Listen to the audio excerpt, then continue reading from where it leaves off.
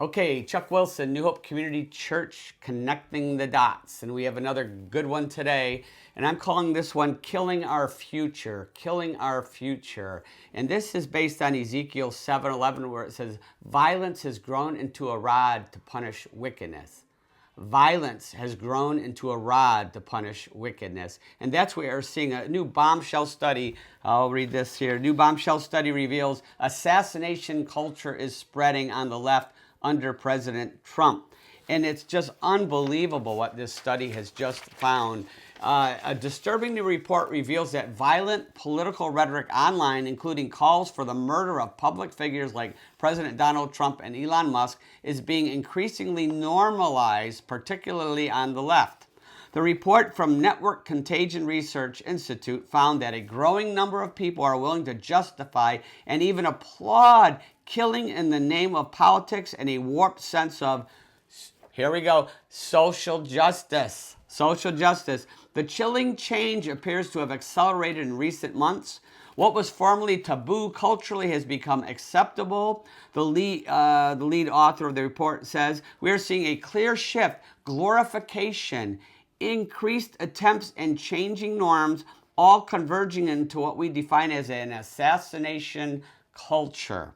The study traces the cultural shift back to the assassination of United Healthcare CEO Brian Thompson by Luigi Mangione in December 2024. What followed, researchers said, was a viral wave of memes that turned Mangione into a folk hero. It gets crazier. It's not just Luigi anymore. We're seeing an expansion. Trump, Musk, and others are now being openly discussed as legitimate targets, often cloaked in meme culture and gamified online dialogue. Unbelievable. Here we go. When some 38% of respondents said it would be at least somewhat justified to murder Donald Trump, and 31% said the same about Elon Musk. When counting only left-leaning respondents, Democrats, justification for killing Trump rose to 55% and Musk 48%. That means half of the left believes it's okay to murder someone for their beliefs because you don't like them. Half.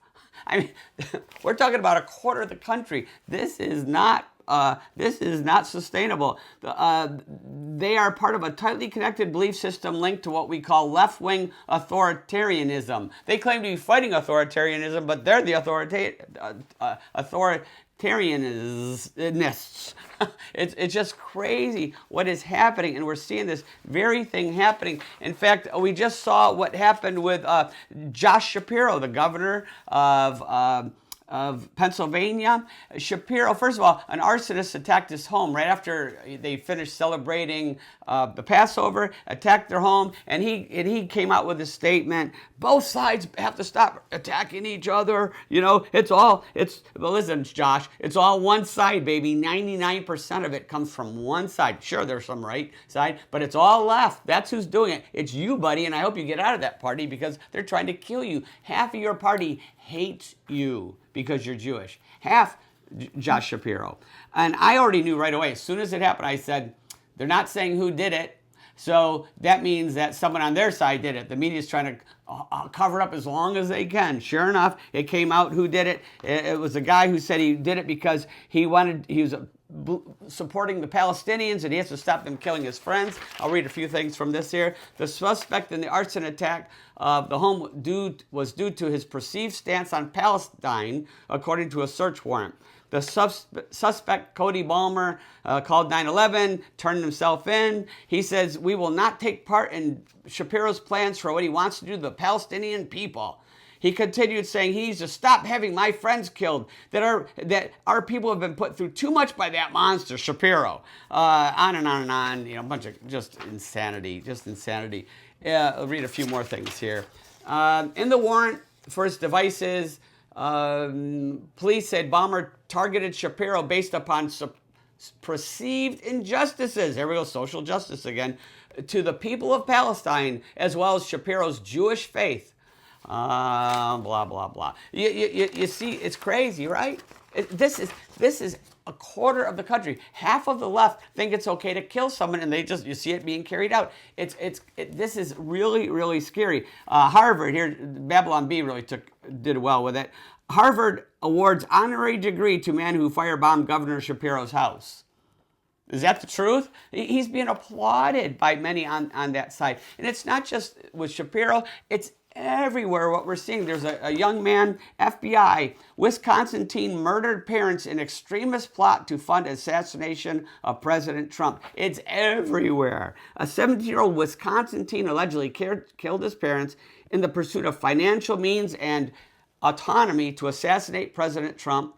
Court documents showed the 17-year-old was part of a satanic cult which has strong anti-Jewish, anti-Christian, and anti-Western ideologies. They found his manifesto, which described a call to assassinate President Trump, make and detonate bombs, and carry out other terrorist attacks. Unbelievable. Hiding the corpse of his parents. This is crazy. How did we get here? Well, first of all, you kill babies 1 million a year. You kill 1 million babies a year, then anybody's on the table. If you can kill, Satan can get you to practice the demonic practice of killing babies or supporting the killing of babies, which half of our country does, it's a hop, a skip, and a jump to killing adults. It's nothing. It's demonic. The child sacrifice murders have come full circle. Like James 1 talks about, sin when it is full grown gives birth to death. That's what it does. It gives birth to death. It's all over the United States now. All over. The demonic delusions are all over, and we're seeing it openly talked about by a quarter of our country, and even the ones who aren't in that 25% of the country. I bet another 25% are still okay with it. Wink, wink.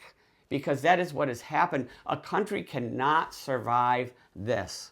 No country can survive it. It's impossible. Ezekiel 7:11, violence has grown into a rod to punish wickedness. We have turned wicked, and now violence has grown into a rod to punish us for that very thing. I pray that our country will the church will see a revival, which will spread to the culture and be a great awakening, a great spiritual awakening, because that is the only hope for our country at this time. And whether we can survive until Jesus gets there or not, I don't know. But let's keep our eyes focused on reaching one person at a time with the gospel of Jesus Christ. And also, let's look forward to seeing Jesus Christ. See you next time.